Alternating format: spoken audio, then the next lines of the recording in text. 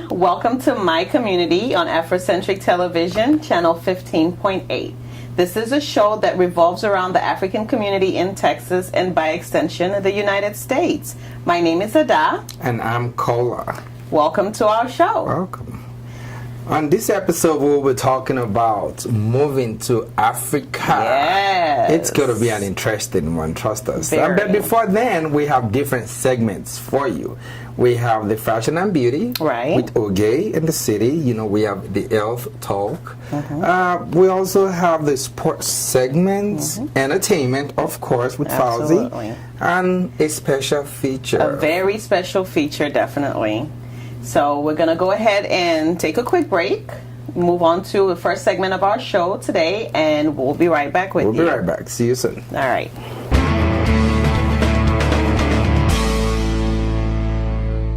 Hey guys, it's me again, Fauzi Aminu, your absolute favorites. And I know you guys missed me. I missed you guys too, but I'm back with the tea just like I always do. And this week, I just want to tell you guys again, they have released Jussie Smollett.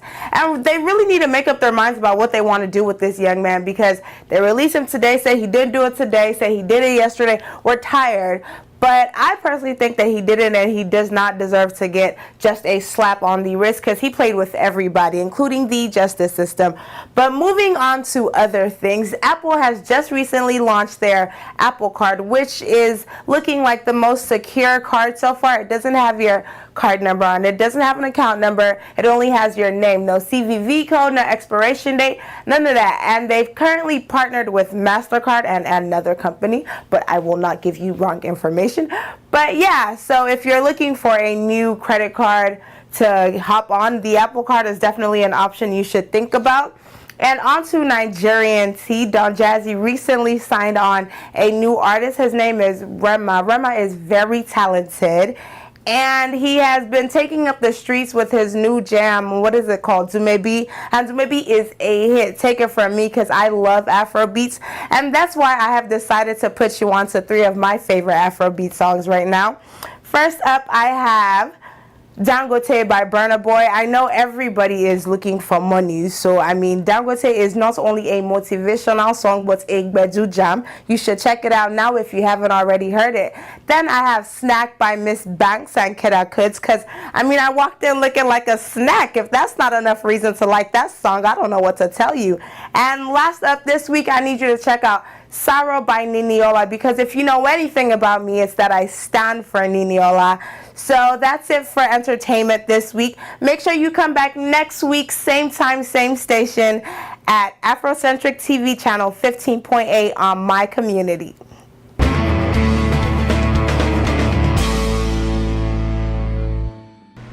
Welcome to another wonderful segment of sports on My Community. My name is Bayonle Arashi, and you know this show is a show that celebrates and of course show what Africans are doing in Texas, mainly and by extension the United States. And I'm very, very, very glad to bring the sports segment your way this week again. Hope you've been enjoying the segment so far with the other hosts on the show. My name again is Bayonle Arashi. Welcome. We're starting from the home front today on the show, and of course it is to celebrate one of our own, Azizat Oshoala. Of course, she set a very huge record in the women's Spanish football this past weekend, on Sunday, last week Sunday to be precise. Of course, a crowd of 60,000 plus watched female football for the first time in the world. That's the world record, and of course our own Azizat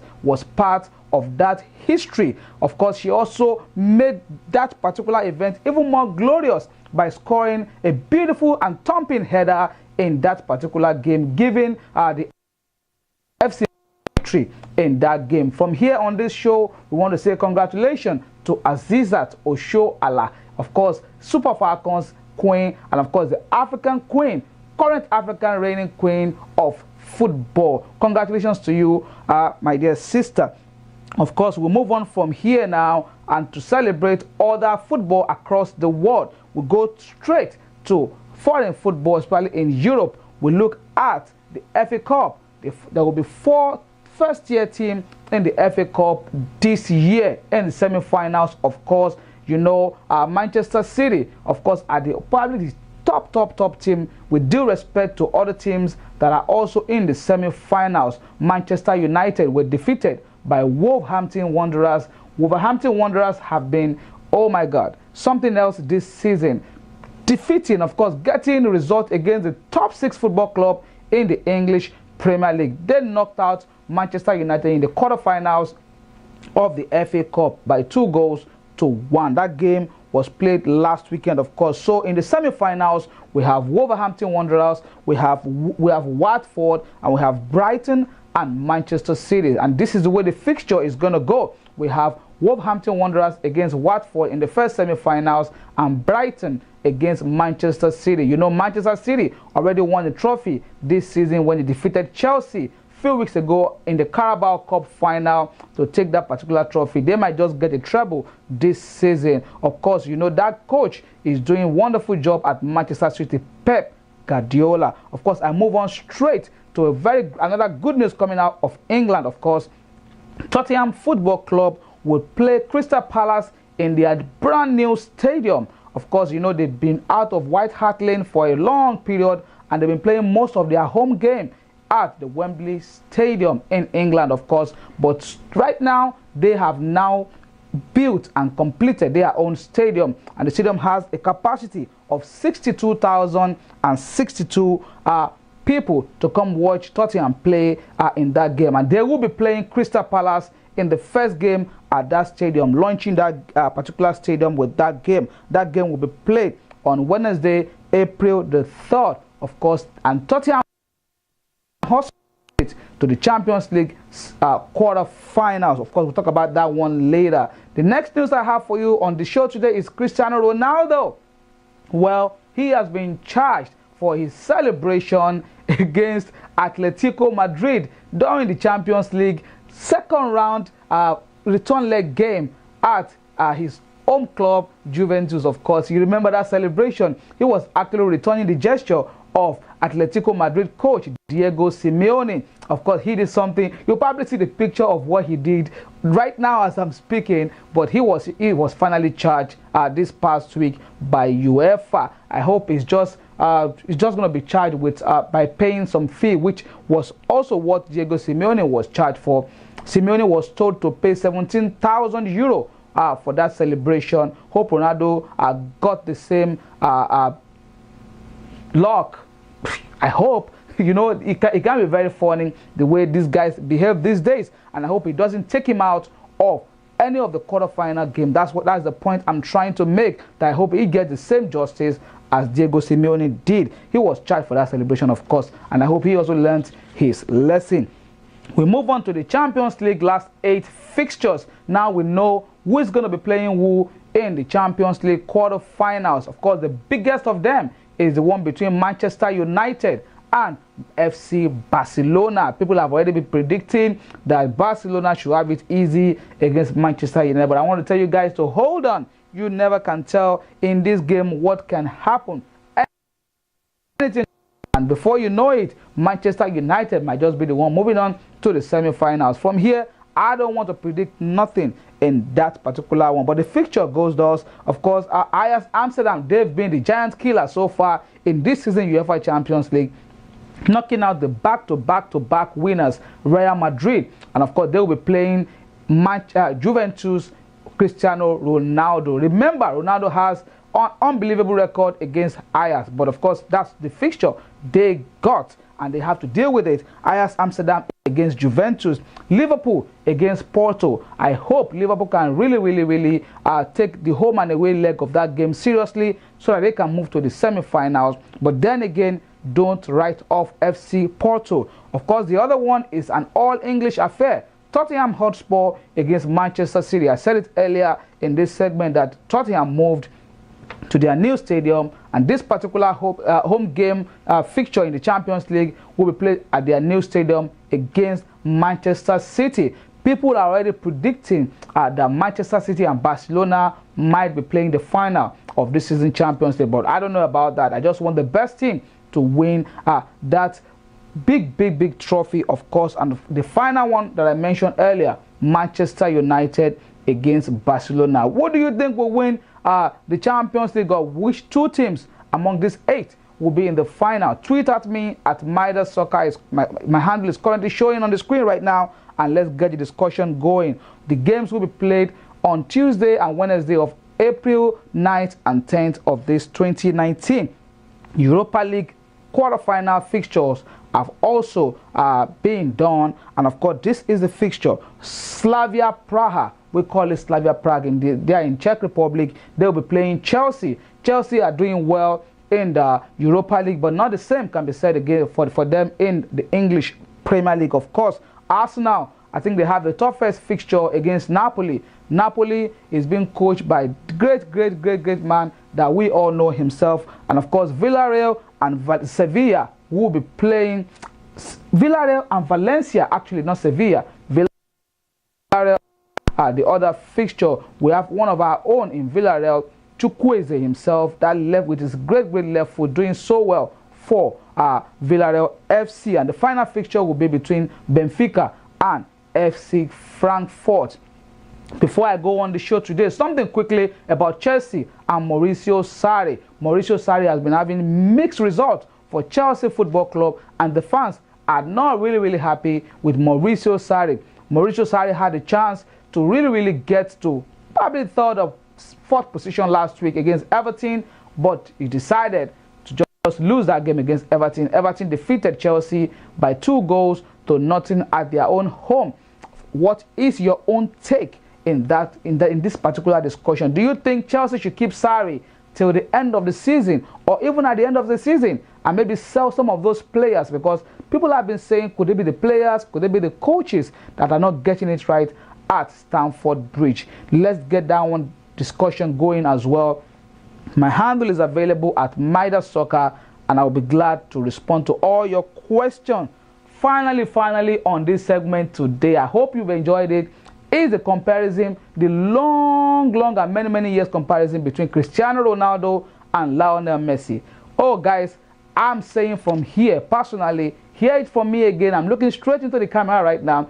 I've decided I do not want to say who is the greatest, who is the best among these two guys anymore, because every week in, week out, they keep wowing me. And I think they do the same for you guys as well, with incredible performance these guys do. So I just want to enjoy both of them in their limelight right now. In the next 3-4 seasons, we might not be hearing about them again. Let's just enjoy these guys. I'm not asking you who is the greatest. I'm just requesting if we can just tune down that discussion. Let's enjoy these two great guys. And I'll see you guys again next week, God willing. My name is Bayonle Arashi. Bye-bye now.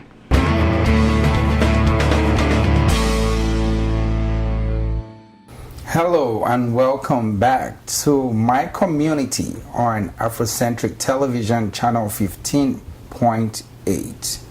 I hope you've been enjoying our segments so far. On this last segment, we are interviewing one of Africa's finest, I would say, Mr. Adebola Williams. He is a Nigerian media entrepreneur, a journalist, a political consultant. He is the group CEO of RED. He co-founded and runs RED Africa, Africa's largest portfolio of youth media brands, which includes RED Media Africa, Statecraft Inc., The Future Awards Africa, and whyniger.com. Welcome, Mr. Adebola. Welcome to the show. Thanks for having me, guys. So, can you tell us what motivated you to start this journey of youth empowerment?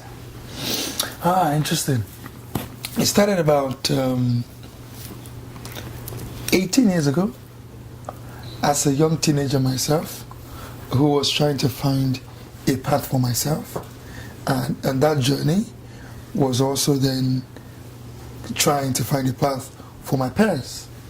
I was in my teens, but I did believe that I had some sort of responsibility. I don't know where I got that thinking from, that I had a responsibility for my peers. So I was always trying to succeed for myself, but find that success and go and share it with them. Go and tell them, oh, this is what they're doing. This is how it's done. This is how the older guys were doing it. And it was from that simple, feeling and action that I journeyed into finding myself around the media space and volunteering with different media platforms, trying to gain experience. And on that journey, I met with my friends who became business partners. And we started doing columns in the newspaper. We had a TV show on NTA, Nigeria's Television Authority at that time, where we were talking about youth issues, and just trying to give young people a voice. And this was before the company started. So the things we do today, youth empowerment, youth voice, active citizenship and participation, owning media platforms, TV, online, we have been doing them before the company started. And so if I summarize our passion, I can say that our passion has simply been using media to re-engineer society for different things. Youth empowerment, innovation, activism, and then on the business side, marketing, then governance, communication, but everything we do revolves around the media. You did say activism, but I know for sure that you do not like to be called a political activist, rather a consultant. May I ask why? So I say that I would rather be referred to as a citizen, because we all have a responsibility to question status quo, a responsibility to hold to account those we have put into office to manage the resources of our nations, a responsibility to get on the street and protest when we need to, a responsibility to know our leaders in the different levels, your councillors, your representatives, your chairman, before you even get to governor, but you're a member of House of State Assembly, then your National Assembly rep, and they know their responsibilities so that you can ask questions and make demands with guidance. I appreciate. I'm so sorry. Yeah, go ahead, please. So for me, not being called an activist is because I say to you that the things I do are the things that every citizen should do. So it's my concern as a citizen, my responsibility to myself, my community, and my generation. So when you call it an activist, you make it sound like a thing that you have to be qualified to go there. You have to do something to be there. No. You were just basically, there was a fire, there was a cause, and we went after it. So I know you did talk about who needs to be spoken to as regards doing stuff in Nigeria. But one of the things that I know for a fact, again, the Nigerians don't do is, if anything goes wrong, they will say Buhari or whoever the president is. And I remember I'm sure that was you, about some years ago, you started something with a hashtag, don't do something. Enough is enough. So we did it here. I, myself, Shagungele, and a few other guys here in Houston, we came out en masse, and we right around Houston, and we did that. But one thing I know for sure that Nigerians don't do is they don't know who to hold accountable for. So they say Buhari before you sound anything. They say Buhari. Can you break down that hierarchy, that chain, where maybe they can reach out to their counselor and how they could go about it, or their state rep, the chairman of the local government, before they even get to the state governor and the federal level? Can you give an insight as to how Nigerians can go about that in hierarchical level? I think you really be first to be curious for knowledge, to want to know. So to Google, to check the news, to check the papers. It's all there. Who are my reps? Who is the rep for this local government? Who is the chairman? Then if you check it, if you live in Sweden, you find out that the chairman really just needs about 10 minutes from you. He's a normal human being. He either goes to church or mosque. He goes to parties in that area. He doesn't have as much security as the governor, so you can access him much more easily. There are many things. But I find that many times the problem is that people are not even paying attention. People are not committing themselves enough to the hard work of research. People are not even paying attention at all, even when there's no hard work of research. They're not even paying attention at all. So at what age are you considered a youth? Is there a cap? Youth is 16 to 35. 16 to 35. Beautiful. And you inspire people to get into office. If I'm correct, you are a political influencer, I would say, if that's not the right word. So not influence me to get into office, but we run a political consultancy, and so we work with candidates who want to win elections, and we do our best to be a part of their success. So how can the youth or those in the office of citizens, like you said, hold such leader accountable for, you know, whatever reason they are trying to find a solution for? I mean, letters, tweets, marches, interviews, you know, get on TV, speak about it, do interviews, write articles in the papers, tweet about it, and then at some point march on it, even if you're the only person on the street doing the march. Even if you're the only person doing the march. So I go to Nigeria. I've been doing that on social media. Now I go to Nigeria. This is an instance though, no, so it's not real. It's not factual. At the airport, some people just came about. They apprehended me and they took me in just because I've tweeted. I have said so much negative things about. When it says negative, right? Negative does not mean. Is it a life experience or an example? I had a friend go through that, so I'm just using as an example. For them to arrest someone from tweeting, they have to have said some grave things or pass some misinformation. There are many people who abuse government every day on Twitter and social media, and they're still there. There are many people who do memes that ridicule the president, and they're still there. You know, they're still there. Okay. So, are there avenues for Africans in diaspora? Or when do you think we can get there, where we can? I've said that one already. Go and Google it. No. This I'm trying to get to where we as Africans in diaspora, we want to be able to contribute, not just by going over there, but we want to be able to vote.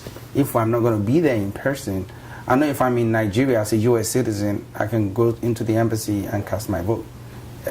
Are there possibilities for Africans? And so, I mean, Senegal is already in diaspora voting. That's fantastic for Africa, fantastic for West Africa. You know, I remember when we concluding the elections, I worked with President Macky Sall.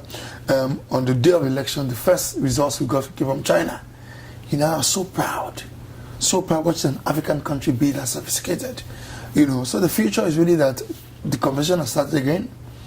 Other leaders are looking at it, and let's see where it goes from there. Well, I have a question for you. You encourage the Africans, overseas to, move back home, get more involved in the country and what's going on there.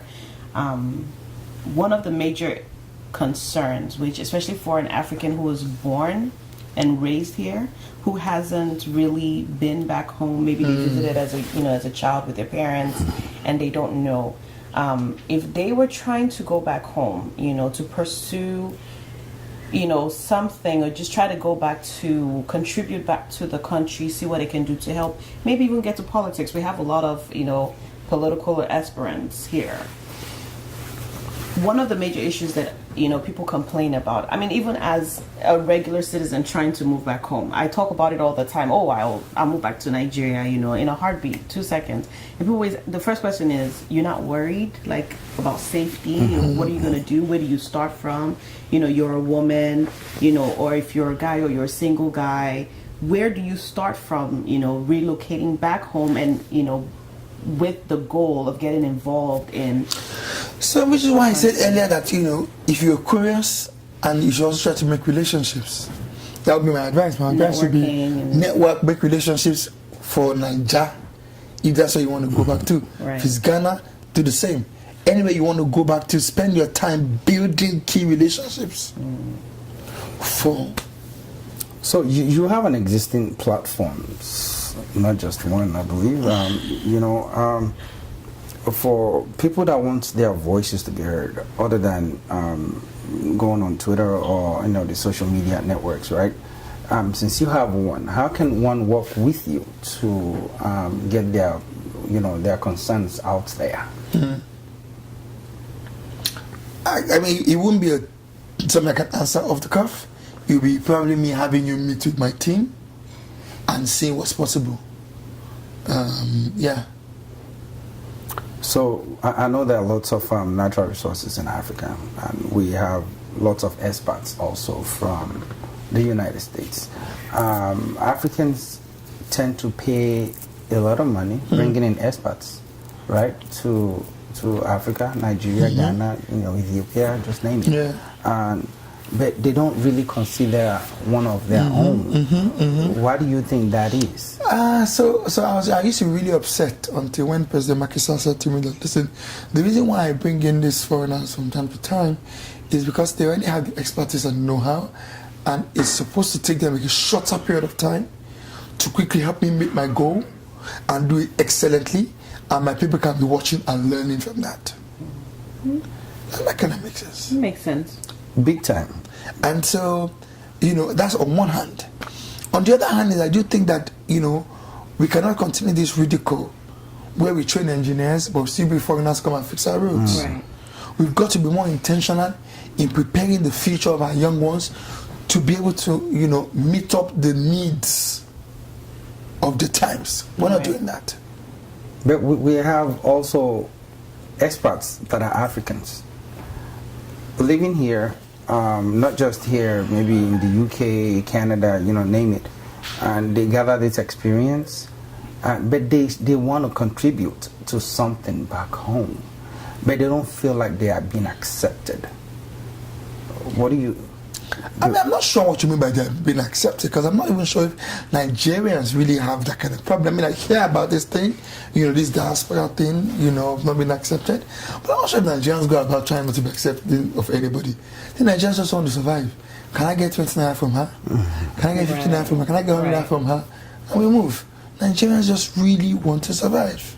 And a lot of the expats, I mean, I know I have a few friends, I have cousins who are expats working in Nigeria. They're Nigerian.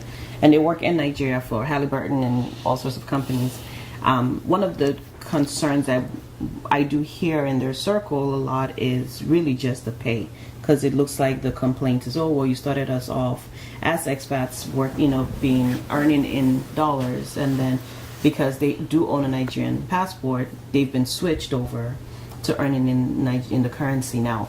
Do I think that their concerns are legit or should be that big of a deal where a lot of them are trying to relocate back over to the States? I don't know. I honestly don't know, because if you were paying me, for example, $3,000 a month, and all you're doing is converting that to Naira, and you're still paying me $3,000 in Naira, why is that such a big deal? I mean, do you think that is, a cause for concern with, Nigerians relocating back home as expats? And because I have heard a few of them, talk about, I'm just going to go back, It's tricky. So what's the question now?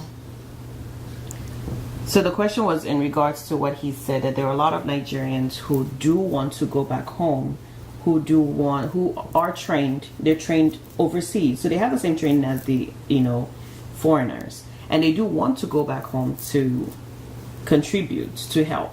Okay. But he was saying they may feel like they weren't accepted. And I was correct in it that I don't think it's necessarily the exception. It's just they feel like they're being treated differently because they're paid. I think you've answered it. Okay. Okay. How many more? It's just, maybe we'll take 2 more and then, you know. Yeah, we'll be wrapping up. If people want to volunteer in Nigeria, would you advise they go as individuals or a group? I mean, if people want to volunteer Nigerians, I think India is fine. People go backpacking to Brazil, to India. Come on, guys. Taking risks. Do you understand what I'm saying? Yes. Yeah. So I think that it's fine. If you want to, you know, anyway, it's fine. So what advice do you have for someone in the diaspora that wants to go home? 1, be curious about the continent if you want to go home from diaspora. 2, know that there should be a cause. You should be driven by something. Like, I need to fix this. I need to get this done. Let there be a clear cause. 3, build relationships. People you meet here from Nigeria, people you meet anywhere who are Nigerians, build relationships. You know, it will help you go far in life. Come home, come and explore. 2 weeks, 1 week, the taste is in the pudding. Come and see, come and experience.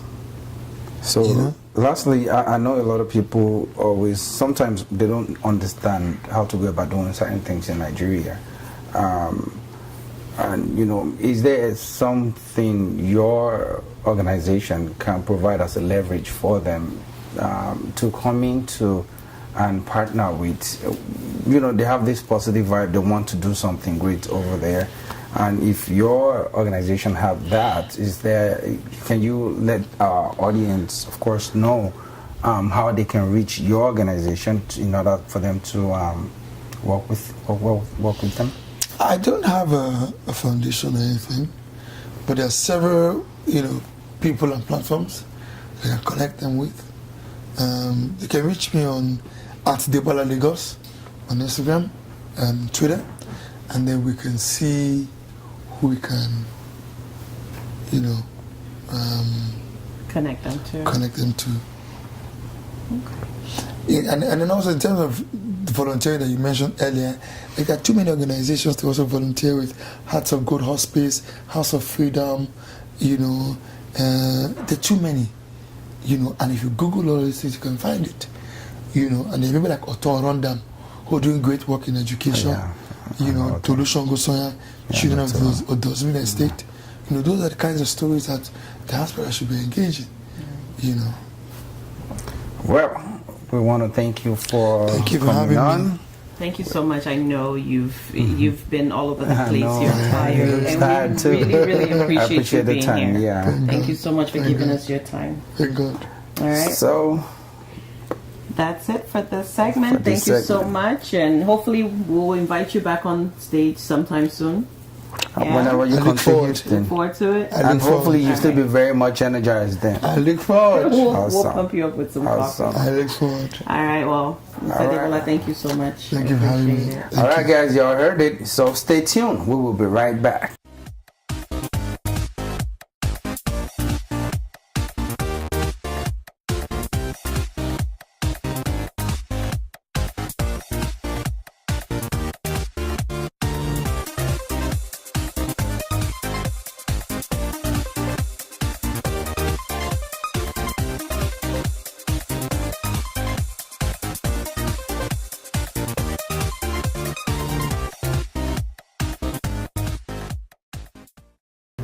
So, welcome back.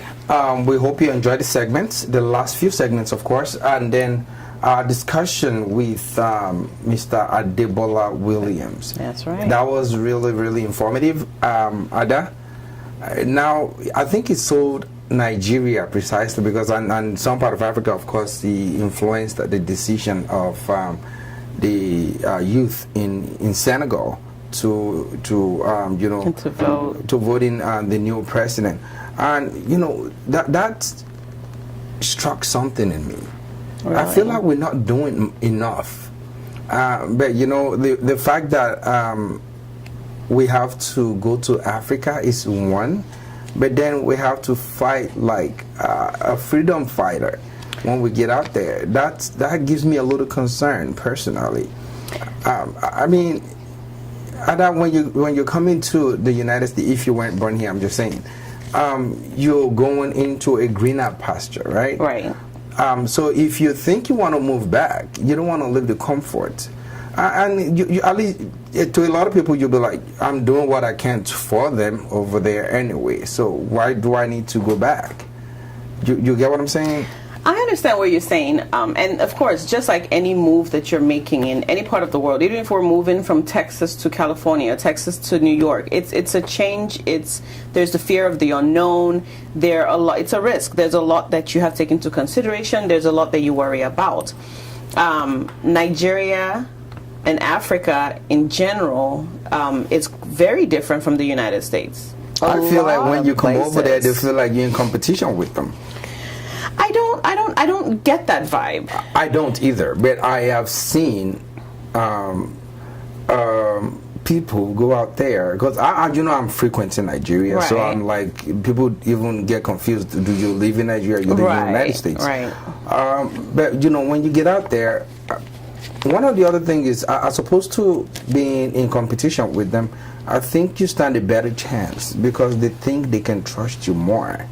And you have that exposure, right. that knowledge, that they probably need or require for any job to be done. Right. So, but and that is where that is what birthed that hatred or possible disconnect with you and the people living in Africa, right. Because they feel like, oh, what is wrong with this one? He's just coming. Does he think he can just come and take over from us like that?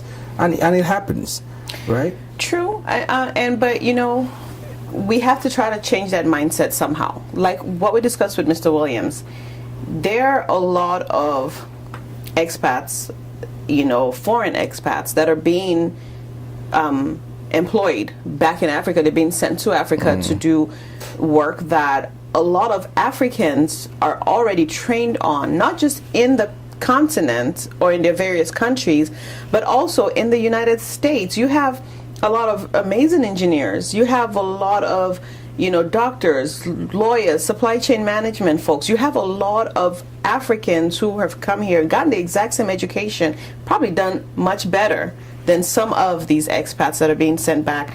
And if we embrace our own people like we should, those are the people we should be bringing back home, our own, but to do the same work. They would rather, the Caucasians or whatnot. And I remember a lot of my friends trying to take a job overseas in Africa. Angola paid them the most, but in Nigeria, I've even heard of situations where when some folks got in the pool and those other white folks got in the same pool, in their own country, of course, in Nigeria, they had to demand from the manager to get those black folks out of the pool for them. And so those are things that are that can create a lot of hatred against people coming from overseas, not just because they're white or black, but just because they feel like they're superior, or maybe that is just their own perception. Right, and unfortunately, there is racism everywhere in the world. There's really nothing we can do about it. Even in Africa, we as Nigerians and Nigerians, there's a discrimination between skin color. As simple as a tribe, ethnicity, yes. Religion. It's all over the place. But again, our African countries, African-owned businesses. We're not talking about, foreign-owned businesses that are just operating in Africa, but African-owned businesses that are owned by our own people should invest more in their own people. Yeah. Another thing that I believe it was either you or Mr. Williams mentioned, a foreigner is not going to want to come invest in your own land, in your own country, if you're not willing to invest in your own. So we can't expect all these big oil and gas companies to employ our own people when we won't even employ our own people. You said that now, but it looks like in some part of Africa, and even in Nigeria, Asians are coming in. big money, and that they know they give you these loans, you can't turn them down. They know you can repay them with the terms and conditions they impose on you for 5 years. How can you pay $10 billion back in 5 years? It's not possible. Before you even finish the infrastructure, it's gone. However, they will come behind you. They would negotiate with the minister in charge or with the people, the power to be or that be, and then they, once they settle you mega, you're gonna be fine for sure. But what about the people that are trusting you with that position? How, I just don't get it. And now you can't pay it back. Then they tell you they own it, or they own a part of your infrastructure or some assets in your country, and that's how they move into your country. Right. And that's modern day slavery.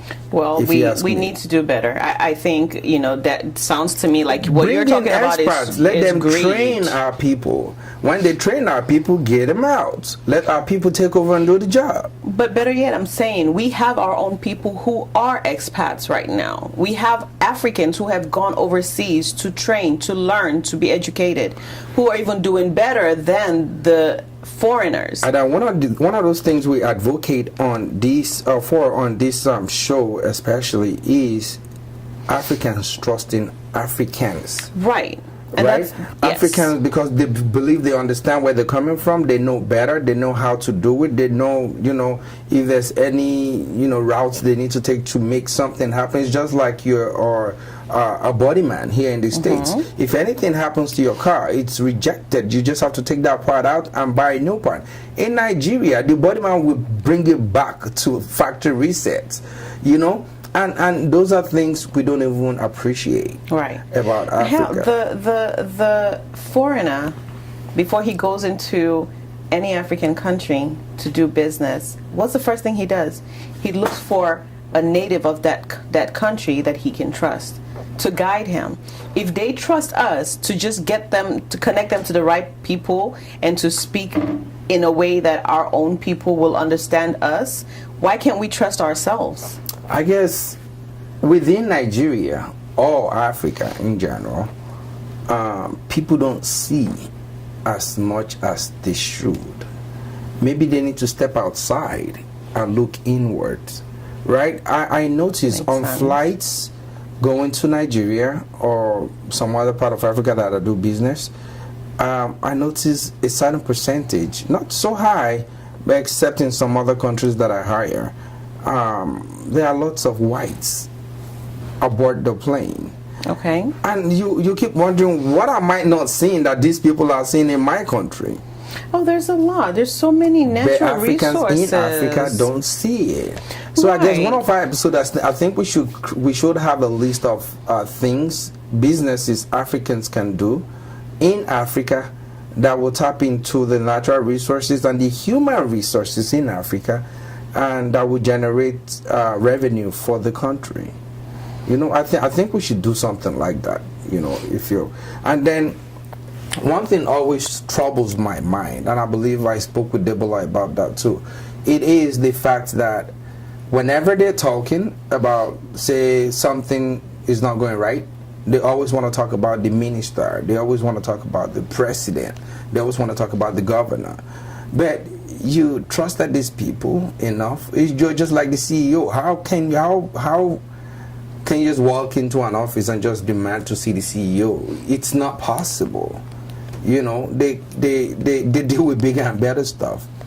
You have people from the front desk to the errand boy, possibly, to that new recruits. How do y'all call them? Interns. And you have all these professionals also, and you have the veterans that have been in that company for too long. And then you talk about the executives and directors and all of those things, right? So when it comes to governing a nation, we forget that there are some people that we voted in as councillors that we can reach. Like ADEBOLA said, their house may be 10 houses away from you. Reach out to them. Why isn't this done? Question them. Be curious. It falls back on the education of the masses, the voters, the people, the citizens of the country. Do they even know who those people are? you have to first be educated to know, first of all, how does it work, and that's what then you have to know who they are, so you can do your finding. You have to want to know. Education. Well, unfortunately, it's not as easy or as simple. Like in the United States, you have to take government as an elective, especially in high school. They start you off in high school taking government. You have to learn how the government works, learn all the different branches of government all the way up to the federal level. You know, we need that. So I think they probably have, I'm not sure if they've scrapped it, history and government in the curriculum in Nigeria. I don't know if they still do it, but they have religious studies. I don't know if they still do it. It's been years, forever, so right? I can't remember, but to be honest with you, I really think if it is available, it needs to be very in-depth, detailed, and it has to be required. And I want to say this on a clean note, that people that aspire to do something in Africa, don't try to do it alone. Right. You know, find a partner that you can trust, not necessarily a family friend, not just someone in that space where you want to operate, where you want to do business. Right. And also try to volunteer. And I heard Debola talk about the power of social media, where, you know, they can take advantage of the Twitter, Instagram, Facebook even. And you can do live videos now. You know, you can even post videos that you have recorded. And these are powerful tools that you can use, and just do a lot of hashtags. Right. The government, NAS, Nigerian government, president. You know, you can even ask a question on Twitter. If you don't know who your local government official is, just you can hashtag, can someone tell us the name of the local government for of this area, and you'll be surprised how people respond to that. Someone's going to give you, someone is going to know, someone's going to have a way for you to get to them. So all it takes is just wanting to know and actually reaching out. And if you really do want to go to Nigeria, like I said earlier, to volunteer, maybe, you know, form a group, look for like minds. 10 of you send 2 at a time. This month 2 people are going to go for a week, next month 2 people are going to go. And when you start doing that, they start seeing the impact, and then you start making that impact, and people, trust me, they love good stuff. And I heard also that people coming to the United States are being rejected visa if they want to come for to have their babies. So it is about time now that doctors can actually go over there and work with state-of-the-art, a hospital that's got the state-of-the-art equipment that it can use for. But that has to be built first. But you know, there are lots of private hospitals. Right, but then people do volunteer. So that's why I said I appeal to the doctors and the engineers to go out there. But volunteering, most times when I've worked with a few doctors who have done volunteer missions to Nigeria, and you will be in tears if you hear what they went through.